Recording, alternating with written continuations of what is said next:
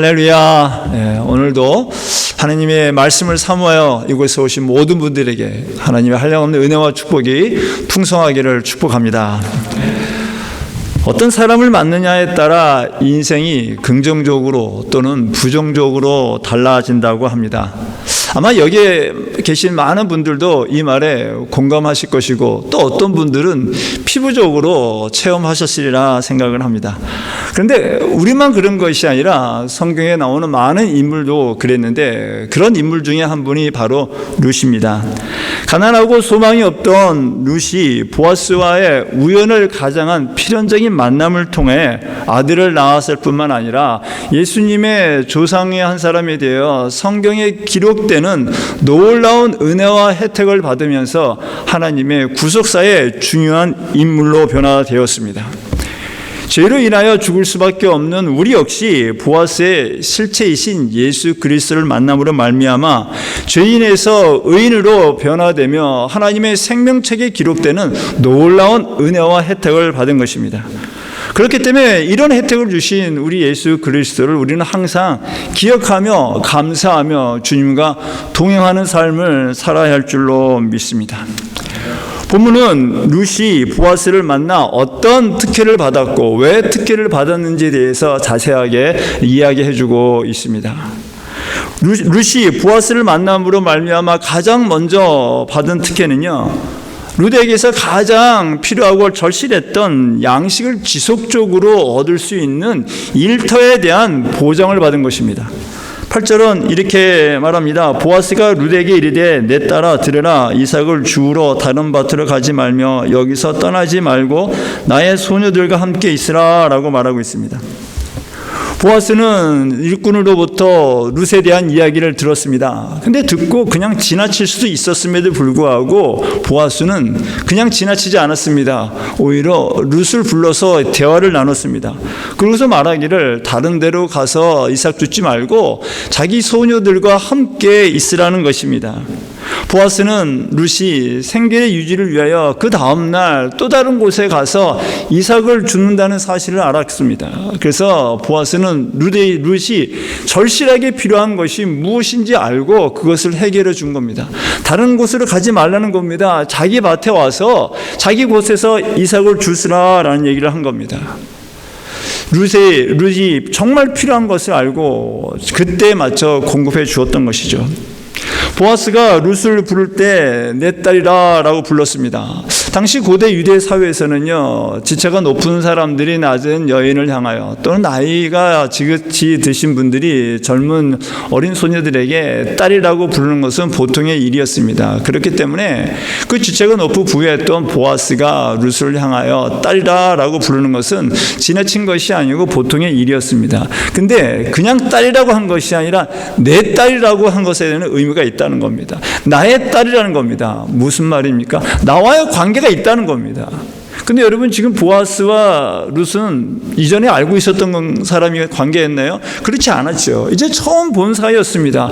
그럼에도 불구하고 보아스는요, 룻을 나의 딸이다 라고 얘기하면서 룻에 대한 친근함을 표현한 겁니다. 자상한 배려의 마음을 갖고 내 딸아 라고 불렀다라는 거죠.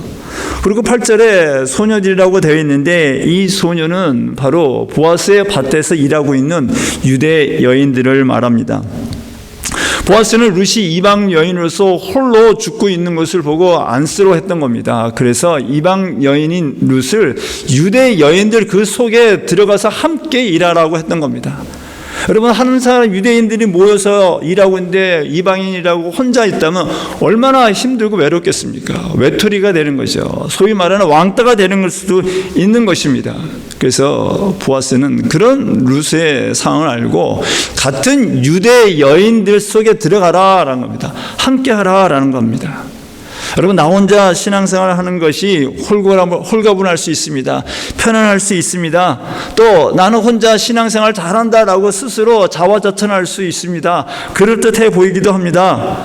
그런데 혼자 하는 신앙생활은요, 마치 바닷가에 모래사장에 있는 모래성 같은 것입니다. 겉으로는 멋있어 보입니다. 화려해 보입니다. 그러나 외부의 파도가 갑자기 밀려오면요, 큰 파도도 아닙니다. 작은 파도만 몰려와도 금세 무너지는 것입니다. 여러분, 홀로 있으면 안전하지 않습니다. 여러분 사자도 그 사슴들이 몰려 있으면요 공격을 안 한다는 거예요. 어떻게 합니까? 사슴이 무리가 있으면요 뒤를 쫄쫄 쫓아간답니다. 쫓아가다가 그 무리에서 한 마리가 벗어나면 그때 가서 공격을 한다는 거죠. 함께 있을 때보다 혼자 있을 때 더 부정적인 생각을 많이 하고요, 어두운 생각도 많이 하고 시험도 받고 또 악한 행동도 하게 되는 겁니다. 여러분, 홀로 있던 이브가 그랬고요, 다윗도 홀로 있다 실수를 하고 시험도 받았다는 겁니다. 하나님께서는 하나님의 자녀들이 함께 하기를 원하십니다. 그래서 그리스도의 보혈의 피값으로 교회 공동체를 세워서 하나님의 자녀들이 함께 하라고 했던 것입니다. 신앙생활은요, 하나님과 나와의 1대1의 관계입니다. 그러나 하나님과 나와의 1대1의 그 관계를 더욱 굳건하게 하며 그 관계에 합당한 열매를 맺기 위해서는요, 하나님의 구속사를 이루기 위해서는 하나님 믿는 자들이 함께 해야 되는 겁니다. 여러분, 십자가가 있지 않습니까? 십자가는 수직과 수평이 있습니다. 수직만 해서는요 십자가가 완성될 수가 없어요. 수직으로는 하나님과 나와의 1대1의 관계가 반드시 서 있고 그 가운데에 수평적인 관계가 함께 할 때 십자가가 되는 거죠. 우리의 신앙생활은요 이런 십자가 생활, 하나님과 나와의 1대1 관계, 또 주변의 사람들과 함께하는 생활을 해야지 건강한 신앙생활을 할 수 있다는 겁니다. 여러분, 예수님도 그래서 하나님 나라 부활하신 후 하나님 나라 승천할 때 제자들에게 말씀하신, 항상 함께 하신다고 말씀하셨어요. 마태복음 28장 20절입니다. 내가 너희에게 분부한 모든 것을 가르쳐 지키게 하라. 볼지어다 내가 세상 끝날까지 너희와 항상 함께 있으리라 하시니라 라고 말씀하셨습니다. 항상 함께 하신다고 하셨어요. 더 나아가 제자들에게 뭐라고 말씀하셨습니까? 떠나지 말고 예루살렘에 함께 있으라고 했습니다. 그래서 제자들이 함께 모여 무엇을 했습니까? 함께 기도했을 때 놀라운 성령 강림의 역사가 그곳에 이루어졌다라는 거죠. 여러분, 여리고성은 여호수아 혼자 돌았을 때 일어난 것이 아닙니다. 함께 걸을 때 여리고성이 무너지는 놀라운 하나님의 역사가 이루어졌다라는 거죠. 그래서 교회는요 일단 함께 하는 겁니다. 함께 했다가 다시 흩어지는 거예요. 흩어졌다가 다시 모이는 것이 바로 교회 공동체고, 그럴 때 하나님의 놀라운 역사가 일어난다는 것이죠. 요즘 가나안 성도라고 해서 기성교회에 대한 이런저런 불평 불만으로 교회를 안 가시고 홀로 신앙생활 하시는 분도 계십니다. 물론 그런 분들이 교회를 안 가시는 이유도 설득력이 있습니다. 충분히 이해할 수 있고, 우리 교회가 그런 분들의 그 이유도 정말 우리가 심사숙고하게 들어야 할 필요가 있습니다. 그럼에도 불구하고 하나님의 교회는요 출석을 해야 되는 거예요. 함께 나가야 한다는 겁니다. 비록 교회 공동체가 서로 다른 분들이 모여 있기 때문에 서로 다른 의견이 있을 수 있고요, 다른 생각을 할 수 있고, 또 그러다 보면은 이런저런 시험도 받을 수 있고 상처도 받을 수 있고 마음이 상할 수도 있습니다. 그런데 그런 시험 받고 상처 받았다고 떠나는 것이 아니라, 그런 시험과 상처가 있음에도 불구하고 그 인간적인 것을 보는 것이 아니라 하나님 관점에서 하나님 중심으로 말씀을 바라보면서 묵묵히 견디고 나아갈 때에, 그때 바로 우리의 신앙은 성장하고 성숙할 수 있다는 겁니다. 힘들고 어렵다고 내버려 두면요 결코 성장하고 성숙할 수가 없다는 거죠. 그래서 하나님께서는 우리 교회 공동체를 주신 이유 중에 하나는요, 우리의 믿음이 성장하고 성숙할 수 있도록 어떻게? 이런저런 시험과 상처 속에서도 포기하지 아니하고 그럼에도 불구하고 말씀을 붙잡고 나아가는 그 훈련의 터로 주신 것이 교회 공동체라는 거죠. 교회는 이런저런 연약함이 있습니다, 여러분. 부족함이 있습니다. 그렇기 때문에 우리 교회는 예수 그리스도가 필요한 거예요. 나 역시 부족하고 연약합니다. 그래서 예수 그리스도가 필요한 것이죠. 간절히 바라고 소망하기를 우리 몬트레이 영락교회가 이전에 어떤 교회였는지는 모르겠지만 여러분 이제는 우리가 비록 힘들고 어려움이 있다 할지라도 그 힘들고 어려움 속에서 사람 중심이 아니라 하나님 중심, 말씀 중심으로 함께함으로 말미암아 정말 하나님의 뜻을 이루어드리는 아름다운 사랑의 공동체, 성장하고 성숙하는 함께하는 공동체가 되어지기를 간절히 축원합니다. 이런 함께하는 공동체가 되기 위해서는요 그냥 되는 게 아니더라고요. 서로가 노력하고 도전해야 되더라고요. 어떻게 해요? 먼저 오신 분들이, 새롭게 나오신 분들, 믿음이 보다 성숙하신 분들이, 이제 막 믿음을 시작하신 분들에 대한 더 많은 배려가 있어야 되겠죠. 이해가 있어야 되겠고, 기다림이 있어야 되겠고, 참고 도움이 필요하겠죠. 먼저 손길을 내밀어야 되겠죠. 이렇게 한 다음에 하면 새로 오신 분들은요, 먼저 오신 분들이 손을 내밀 때 그것을 거부하는 것이 아니라 그걸 받아들이고 따라하는 겁니다. 물론 처음에는 뭐 성품에 따라 새로운 사람 만나고 얘기하는 것이 불편할 수도 있습니다. 어색할 수도 있습니다. 근데 그 불편함과 어색함을 2번, 3번만 하면요, 이제는 괜찮아지는 거예요. 함께 하는 게 여러분 쉬운 것만 아니더라고요. 예수 그리스도와 함께하는 것도 쉽게 하면 되는 게 아니라 나름대로 우리가 도전해야 되고, 교회 공동체가 함께하는 것 역시 모든 성도님들이 함께할 때 그때 이루어진다라는 거죠. 이런 공동체가 되어야 할 줄로 확실히 믿습니다. 그리고 룻이 받은 혜택은요, 일터에 대한 확실한 보장만 받은 것이 아니라 일할 때 필요한 모든 것들을 혜택을 받았습니다. 특별히 그는 일할 때 안전에 대한 혜택을 받았습니다. 9절은 이렇게 말합니다. 그들이 베는 밭을 보고 그들을 따르라. 내가 그 소년들에게 명령하여 너를 건드리지 말라 하였느니라. 목이 마르거든 그릇에 가서 소년들이 기로 온 것을 마실지니라 하는지라 라고 말하고 있습니다. 여기서 소년들이란 보아스 밭에서 일하는 유대인 소년들, 청년들을 말합니다. 그들에게 말하기를 건드리지 말라라고 얘기했는데, 이 건드리지 말라라는 의미는요, 상처를 입히지 말라는 겁니다. 괴롭히지 말라는 겁니다. 방해하지 말라는 겁니다. 룻은 모압의 이방 여인입니다. 그는 지금 시어머니가 왔기 때문에 든든한 보호자가 없는 젊은 과부였습니다. 소외된 약자였습니다. 그러다 보니까 젊은 남자들이 이런 여인에게 이런저런 불편한 말과 행동을 할 수도 있는 그런 여건이 되었습니다. 그래서 보아스는 이런 것을 알았기 때문에 그곳에 있는 소년들, 청년들에게 그 룻에 대해서 그 어떤 방해나 괴롭힘을 하지 말라는 것이었습니다. 그뿐이 아니었습니다. 당시에는 밭에 일하러 나갈 때에 사람들이 미리 물을 우물에서 물을 떠가서 가서 일하다가 물을 마시기도 했었습니다. 그러나 룻은 처음 하는 것이었기에 또 우물이 어디 있는지도 잘 몰랐을 겁니다. 그러다 보니까 그 마실 물을 갖고 가지 않았던 거죠. 그래서 일하다가 목마르면 다시 물 있는 곳을 우물로 와서 먹고 다시 가는 그런 번거로움이 있었던 것을 보아스는 알았던 거예요. 그래서 뭐라고 합니까? 그렇게 하지 말라는 거예요. 소년들이 떠온 그 물을 그냥 마시라는 것입니다. 그것만이 아닙니다. 14절은 이렇게 말합니다. 식사할 때 보아스가 룻에게 이르되 이리로 와서 떡을 먹으며 내 떡 조각을 초에 찍으라 하므로 룻이 곡식 빼는 자 곁에 앉으니 그가 볶은 곡식을 주매 룻이 배불리 먹고 남았더라. 보아스가 먹는 식탁에 초청을 한 겁니다. 특별히 여기 초라고 되어 있는데 이 초라는 것은 포도를 발효시킨 것으로 만든 산성 음료입니다. 그래서 뭐 딱딱한 음식이라든지 이런 것들을 찍어서 먹으면 씹는 것이 편안하고 소화도 잘 되는 것이죠. 보아스는 룻이 먹는 것까지 배려하는 모습을 보였다는 거예요. 그냥 내버려 둔 것이 아니라 편안하게 먹고 맛있게 먹을 수 있는 음식까지 공급을 했던 겁니다. 그뿐이 아니죠. 보통의 경우는 남자들이 추수할 때는요, 그 떨어진 이상을 줍지 않았어요. 남자들이 추수를 한 거 지나간 다음에 그 다음에 이제 추수를 줍는 거였는데 룻에게는요 그렇지 않았다는 거예요. 남자들이 추수할 때도 따라가서 줄 수 있게 하라는 겁니다. 심지어 이미 따가 추수한 그 단에 있는 이삭을 의도적으로 떨어뜨리라는 거예요. 떨어뜨려서 룻이 쉽게 죽을 수 있도록 했다는 겁니다. 그래서 15절과 16절은 이렇게 말합니다. 룻이 이삭을 주우러 일어날 때에 보아스가 자기 소년들에게 명령하여 이르되 그에게 곡식 단 사이에서 죽게 하고 책망하지 말며 또 그를 위하여 곡식 다발에서 조금씩 뽑아버려서 그에게 죽게 하고 꾸짖지 말라 하니라 라고 말하고 있습니다.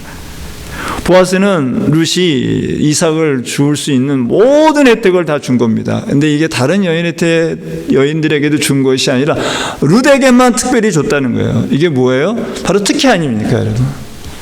룻은 우연을 가장한 필연적인 만남인 그 보아스를 만남으로 말미암아 그 누구도 상상할 수 없는 놀라운 특혜를 받았던 거예요.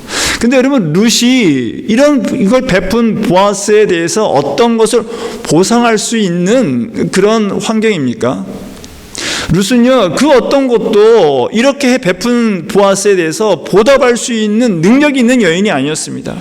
아무런 것도 가질 수 있는 것이 아니었어요. 보아스가 룻의 베품으로 말미암아 어떤 룻으로부터 유익을 받을 수 있는 부분이 전혀 없었습니다.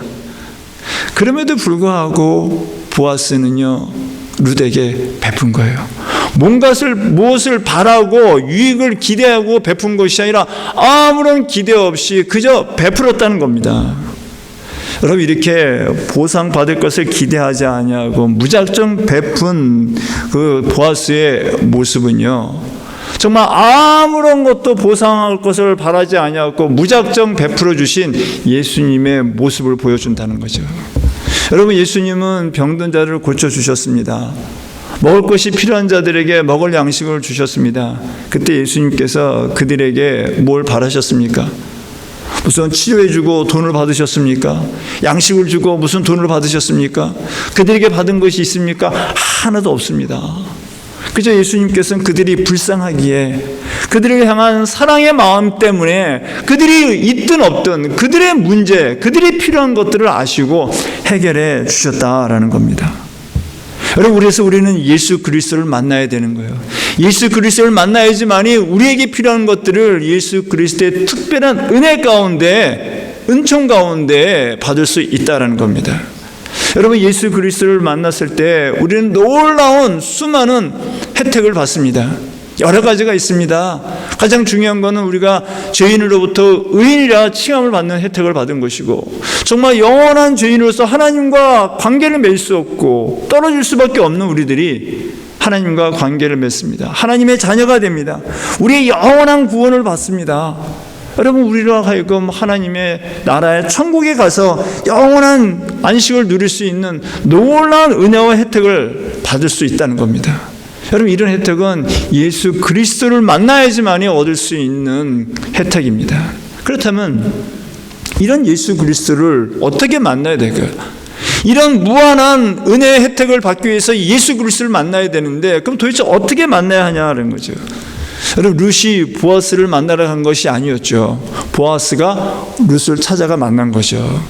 그렇듯이 여러분, 예수 그리스도를 만나면 내가 만나고 싶다고 해서 만나지는 것이 아니라 예수 그리스도께서 먼저 우리에게 찾아와 주시는 거예요.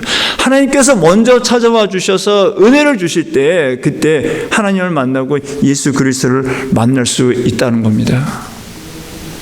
여러분, 이게 예수 그리스도는 우리의 능력으로 되는 게 아니라 하나님의 전적인 은혜, 불가항력적인 은혜로 받게 되는 거죠. 그럼에도 불구하고 우리가 할 수 있는 것이 있어요. 여러분, 룻이 어떻게 했습니까? 그가 절실히 필요할 때 어떻게 했습니까? 가만히 있지 않고 나갔잖아요. 밭에 나갔잖아요. 주스러 갔잖아요. 그처럼 우리 또한 우리가 필요할 때, 우리가 뭔가 필요하고 하면 하나님 옆에 나가야 되는 거 어때요? 하나님의 말씀의 밭으로 나가야 되는 거예요. 말씀으로 나가야 되는 겁니다. 기도의 자리로 나가야 되는 거예요. 또 말씀과 기도가 있는 예배의 자리로 나가야 한다는 거죠. 힘들고 어렵다고 지치다고 마음이 상했다고 그냥 가만히 있는 것이 아니라 그럴 때일수록 말씀 앞에 나아가는 거예요. 말씀의 밭에 나아가서 말씀을 들어야 되는 겁니다. 하나님께 기도하며 간구하는 겁니다. 예배 가운데 나와서 하나님 말씀을 듣고 깨닫고 또 도전 받는 겁니다. 그럴 때에 하나님께서 그 속에 임하셔서 우리에게 은혜를 베푸시고, 은혜 베푸시는 가운데 우린 치유받고 회복되고 또 우리가 상상할 수 없는 무한한 하나님의 은혜와 혜택을 받는 것이죠. 여러분, 이런 말들이 어떻게 보면 너무 상식적이고 너무 식상하고 너무 일반적인 얘기인 것처럼 들려질지도 모르겠습니다. 맨날 뭐 그런 얘기만 한다라고 얘기할지도 모르겠어요. 그래요, 여러분. 맨날 하는 이야기입니다. 근데 여러분, 단순한 얘기인데 이것이 참 진리입니다. 여러분, 진리는 단순합니다. 아시죠? 여러분, 하나님 믿는 거요, 어렵지 않습니다. 복잡하지 않습니다. 단순합니다. 듣고 믿고 따라가는 거예요. 근데 왜 복잡합니까? 왜 힘듭니까? 내 생각이 들어가니까 힘든 거예요. 단순한 건데 내가 복잡하게 생각하다 보니까 신앙생활이 힘들고 어렵게 되는 거예요. 단순한 걸 듣고 따라가면요, 그 속에 하나님의 놀라운 인도하심과 베푸심에 하나님의 은혜가 있다는 거예요. 그 은혜는요, 내 주변에 있는 사람을 통해서 이루어지기도 하고 또 어떤 일들을 통해서 이루어지는 거예요. 그 하나님의 은혜는요, 분명히 임한다라는 거죠. 룻은 자신에게 베푼 이 보아스의 은혜 혜택을 이해할 수 없었을 거예요. 여러분, 얼마나 룻이 놀랐겠습니까? 얼마나 기뻤겠습니까? 그렇지 않겠습니까, 여러분? 그래서 룻은요, 가만히 있지 않았습니다. 룻은 보아스에게, 아니 도대체 왜 나 같은 여인에게, 왜 나 같은 하찮은 여인에게 이런 은혜의 혜택을 주십니까? 라고 묻습니다. 그것이 10절 말씀입니다. 이렇게 말합니다. 룻이 엎드려 얼굴을 땅에 대고 절하며 그에게 이르되, 나는 이방 여인 이건을 당신이 어찌하여 내게 은혜를 베푸시며 나를 돌보시나이까? 이라고 말하고 있습니다. 룻은요, 자기가 지금 특혜 받은 걸 아는 거죠. 보아스로부터 은혜 받은 걸 알고 도대체 왜 그러냐는 거죠. 도대체 왜 이렇게 나에게 은혜를 베푸냐라는 거죠. 이런 물음에 보아스는요, 친절하게 아주 자세하게 이야기합니다. 그것이 11절과 12절입니다. 보아스가 그에게 대답하여 이르되, 내 남편이 죽은 후로 내가 시어머니에게로 행한 모든 것과 내 부모와 고국을 떠나 전에 알지 못하던 백성에게로 온 일이 내게 분명히 알려졌느니라. 여호와께서 내가 행한 일에 보답하시기를 원하며 이스라엘의 하나님 여호와께서 그의 날개 아래에 보호를 받으러 온 네게 온전한 상 주시기를 원하노라 하는지라 라고 말하고 있습니다. 여러분, 룻은 남편이 죽고 시어머니가 고향인 베들레헴으로 갈 때 룻은 자신의 고향인 모압 땅으로 가서 예전에 살던 편안한 삶, 새로운 인생을 살 수 있는 기회가 있었습니다. 편안하고 안락한 삶을 살 수 있고 기회가 있었음에도 불구하고 룻은 그것을 포기했습니다. 자기의 편안한 삶을 희생했습니다. 그리고 한 번도 가보지 않은 그 베들레헴 시어머니를 모시고 시어머니를 믿고 따라갔습니다. 근데 그 따라간 것을 하나님께서 아셨다는 거예요. 하나님께서 보셨다는 겁니다. 그래서 하나님께서 그것을 보상해 준다는 거고, 또 보아스는 그것을 하나님께서 아시고 복 주시기를 원한다라고 얘기했다는 겁니다. 희생하는 것을 사람이 알았다는 거죠. 하나님이 알고 하나님 보상하기를 바랐다는 겁니다. 여러분, 누군가를 위해 희생하고 헌신하는 거, 자기가 속한 공동체에서 남들이 하지 않는 일을 할 때 공동체 주변의 사람들이 그걸 보고 압니다. 주변 사람들이 봅니다, 여러분. 네, 여러분, 사람도 보는데 하나님이 안 보시겠습니까? 전능하신 하나님은 당연히 보는 거죠. 여러분, 그리스도를 믿고 따라가는 것이 복된 길이라고 합니다. 은혜 받는 길이고요, 정말 축복받는 길이라고, 말로 할 수 없는 놀라운 혜택을 받은 것이라고 말합니다. 예, 맞습니다. 사실입니다. 그런데 그런 복 주신 하나님을 믿고 따라갈 때 포기하고 희생해야 하는 부분도 있다는 겁니다. 지난 화요일 큐티 모임에 갔었습니다. 화요일 큐티 모임도 토요일 큐티 모임처럼 정말 은혜로운 모임이었어요. 많은 은혜와 도전을 받는 시간이었습니다. 특별히 화요 큐티 때 나눴던 이야기는요, 포기에 대한 이야기였어요. 신앙생활하면서 포기에 대한 얘기를 했고, 또 그러면서 모세가 신발 벗는 이야기를 또 나누었습니다. 하나님 앞에 나아갈 때 신발을 벗어야 한다는 거죠. 예배로 나아갈 때 신발을 벗어야 한다는 겁니다. 여러분, 그렇다고 지금 우리가 물리적으로 신발을 지금 벗고 드릴까요? 물론 그럴 수도 있겠죠. 그런 신발을 벗는다는 것은 단순히 어떤 물리적인 의미만을 말하는 것이 아니라 영적인 의미를 말하는 거죠. 하나님 앞에 내 것을 포기해야 한다는 거예요. 벗어놓아야 한다는 거예요. 희생하고 또 내려놓아야 한다는 겁니다. 여러분, 예배드리러 나갈 때 우리의 육신의 생각들, 우리의 육신적인 가치관들, 육신적인 이성과 논리를 내려놓고 나가야 돼요. 세상적인 가치관과 세상적인 논리와 이성을 갖고서는 하나님의 말씀을 들을 때 충돌이 일어나는 겁니다. 충돌이 일어나면 하나님의 것을 받을 수가 없어요. 여러분, 더러운 컵에 물이 있습니다. 그 더러운 물이 있는 컵을 새물을 담기 위해서는 어떻게 해야 돼요? 그 물을 버려야 돼요. 그렇죠? 더러운 물을 버리지 않고서는 새물을 담을 수 없어요. 새물을 담아서 어떻게 합니까? 믹스되고 여전히 더러운 거예요. 더러운 물은 버려야 돼. 비워야 돼. 그래야지 새물을 받을 수 있다라는 거죠. 예배드리기 전에 우리는 생각을 버려야 합니다. 내려놓아야 합니다. 그럼 어떻게 내려놓아야 될까요? 여러분, 내려놓는 하나님 앞에 우리의 세상적인 생각과 세상적인 가치관을 내려놓는 것은 고백하는 거예요. 예배드리기 전에, 주님, 내가 세상적인 이런 생각이 있고 이런 근심이 있고 이런 죄됨이 있습니다. 이런 것들 때문에 힘듭니다 라고 하나님 앞에 다 고백하는 거예요. 이 고백하기 위해서 어떻게 해야 될까요? 좀 일찍 오셔야 되겠죠. 기도하셔야 되겠죠.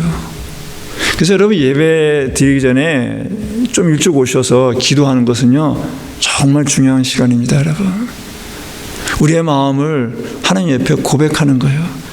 진솔하게 토로하는 거예요. 있는 그대를 다 고백하는 거예요. 그리고 하나님 은혜로 채워 주옵소서라는 그 간구하는 마음, 여러분, 이것이 바로 하나님 앞에 신발을 벗는 작업이다라는 거죠. 또 여러분, 우리가 그리스도를 믿고 따라갈 때 또 벗어야 할 것들이 많아요.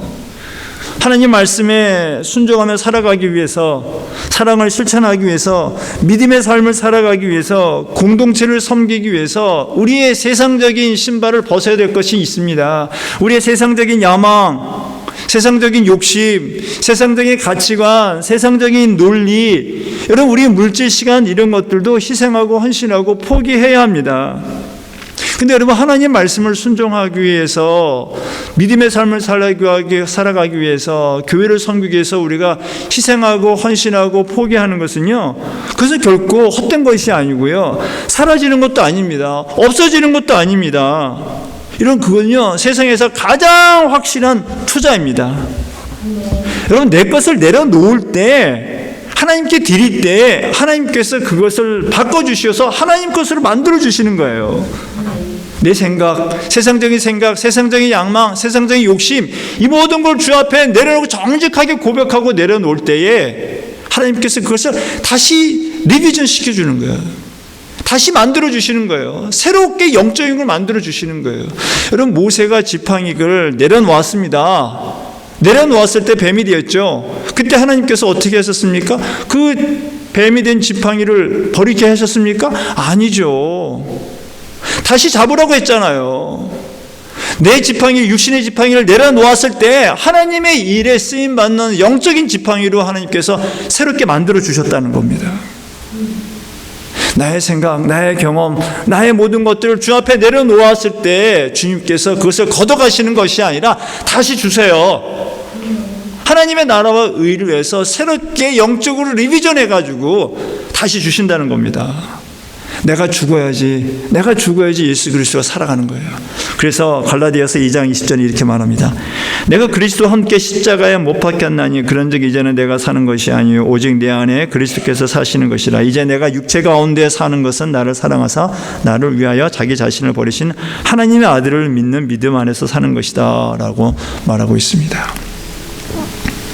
내가 죽어야지 다시 살아나는 겁니다.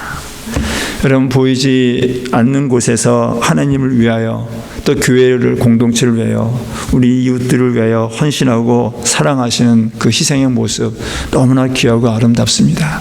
여러분, 그 모습들, 여러분, 사람들은 볼 수도 있고 못 볼 수도 있어요. 그러나 하나님은 항상 보신다는 겁니다.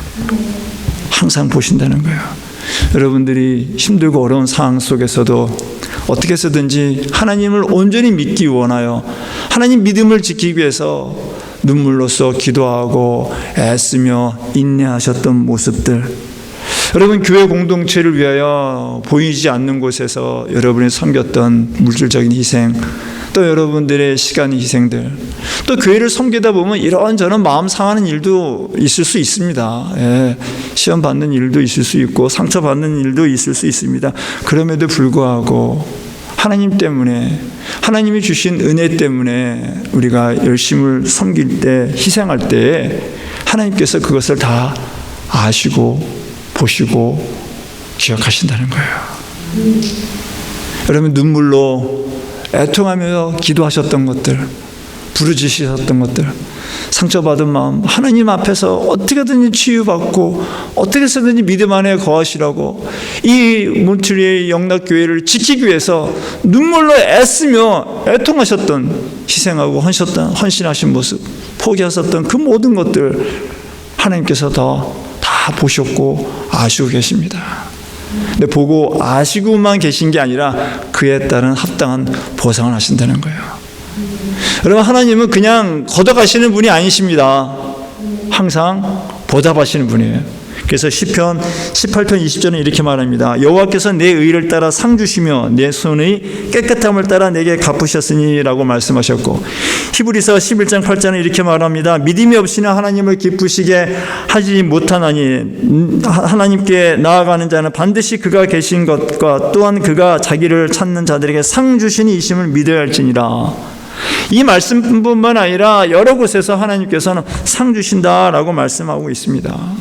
보답하신다는 거죠. 그러나 그 보답하는 방법과 보답하는 때는 전적으로 하나님께 달려 있습니다. 하나님의 주권입니다. 여러분 선물은요, 선물 주는 자의 마음이지 선물 받는 자가 택하는 게 아니잖아요.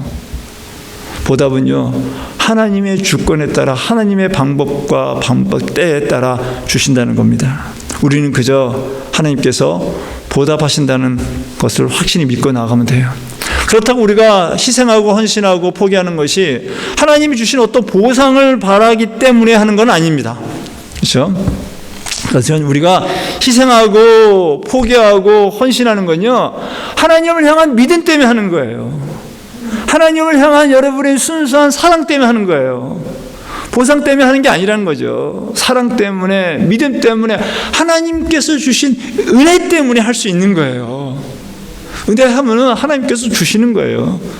우리는 사랑과 믿음과 은혜 때문에 하면요, 하나님께서 그걸 아시고 자연스럽게 보답을 주신다는 겁니다. 그렇기 때문에 우리는 희생하고 헌신할 수 있는 거예요. 기쁨으로 감사함으로 할 수 있다라는 거죠. 오늘 말씀을 통해 그런 도전을 받습니다. 여러분 하나님께서는 여러분들이 하나님을 믿고 따르는 걸 기억하십니다. 기억하시고 반드시 보상해 주십니다. 보아스는요, 자기가 직접 룻에게 은혜를 베풀었습니다. 그렇죠? 물리적인 은혜를 베푼 거는 보아스잖아요. 그렇죠? 근데 보아스는 뭐라고 합니까? 여러분 그것이 자기가 한 것이 아니라 하나님께서 하신 것이라고, 또 자기를 통한 하나님의 은혜가 이루어가기를 원했다는 거예요. 여러분 보아스는 자기가 갖고 있는 물질적인 것이 자기 것이 아니라 하나님 것이라는 것을 알았다는 거예요. 자기를 드러낸 것이 아닙니다. 얼마나 보아스가 겸손합니까? 얼마나 그가 하나님 관점에 있는 겁니까? 여러분 그래서 보아스는 예수님의 모형이라고 하잖아요. 여러분 예수님은 예수님을 드러내지 않고 하나님을 드러내세요. 하나님께서 저와 여러분들에게 많은 보상을 주십니다. 많은 선물을 주십니다. 근데 그 보상과 선물은요, 내 것이 아니고 하나님 것이에요. 그리고 그것은요, 나만 잘 먹고 잘 살기 위함이 아니라 나를 통하여 흘러가길 원한다는 거죠. 누군가가 하나님의 보상이 필요한 자에게 나에게 주신 것을 통하여 흘러가게 한다는 겁니다. 여러분 은혜는 흘러야 합니다. 아멘. 하나님의 말씀도 흘러가야 합니다. 기도의 열매도 흘러가야 합니다. 우리의 삶의 열매도 흘러가야 합니다. 흘러가지 않고 고여 있으면 어떻게 해요? 썩어요, 여러분. 하나님이 주신 은혜는 우리는 흘러가야 돼요. 저와 여러분은 하나님의 은혜 가운데 예수 그리스도를 만남으로 많은 은혜 받은 분들이에요. 하나님께서 여러분들을 많은 것을 주셨습니다. 주신 것을 우리가 베푸는 분들이 되기 바랍니다. 그리고 내가 가진 것이 내 것이 아니라 하나님의 것이라는 것을 인정하는 자가 되어야 할 것입니다. 그때 베풀 때 계속 부어주시는 거예요. 더 나아가 이런 은혜를 받은 또 자기가 이게 왜 보아스가 이런 은혜를 주었는지를 들은 룻은요 가만히 있지 않습니다.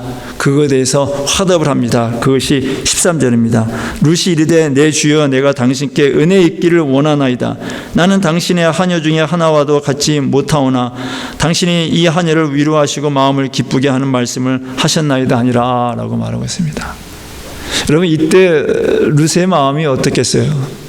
한번 상상이 되십니까? 얼마나 기쁘고 얼마나 감격이겠어요? 얼마나 위로받았겠습니까? 룻이 밭에 나갈 때 두려움으로 나갔을 것입니다. 근심 걱정이 있을지도 모르겠습니다. 그러나 보아스를 만남으로 말미암아 무한한 은혜를 받고 기쁨 위로받고 회복되었다라는 거죠. 만남을 통해서 이런 위로를 받는 거예요. 예수 그리스도를 통하여 우리가 만남을 통하여 이런 위로를 받기 원합니다. 그리고 이런 위로를 받았을 때 화답해야 됩니다, 여러분. 하나님께서 우리에게 많은 은혜 주셨을 때 그 은혜 받고 입을 딱 닫는 게 아니라 화답해야 돼요. 하나님께 화답하는 방법은요, 감사하는 겁니다. 하나님 주신 것을 인정하는 겁니다. 저의 신앙생활 중에 가장 중요하게 생각하는 것 중에 하나가 감사합니다. 왜요? 감사는 하나님이 하나님 되신 것을 인정하는 것이기 때문에 그렇습니다. 저와 여러분이 하나님의 많은 것을 받았습니다. 받은 것들에 대해서 늘 감사하고요. 그 감사할 뿐만 아니라 우리 이웃들에게 우리 주변에 나눌 수 있기 원합니다. 저는 우리 몬트레이 영락교회가 정말 하나님의 주신 무한한 사랑과 은혜 받는 공동체가 되고 우리만 받는 것이 아니라 우리 이웃들에게 우리 지역 공동체에게 나누면은 사랑과 나눔의 공동체가 되기를 간절히 소망합니다. 이번 한 주간도 여러분이 하나님을 믿기 위해서 헌신하고 희생하시고 포기하시는 것들 있을 줄 압니다. 그 모든 것들을 하나님께서 다 아시고 보시고 그에 합당한 보상을 주실 줄 믿습니다. 그 보상 주실 때 감사함으로 베풀고 나누는 복된 한 주간 되어지시기를 간절히 축원합니다.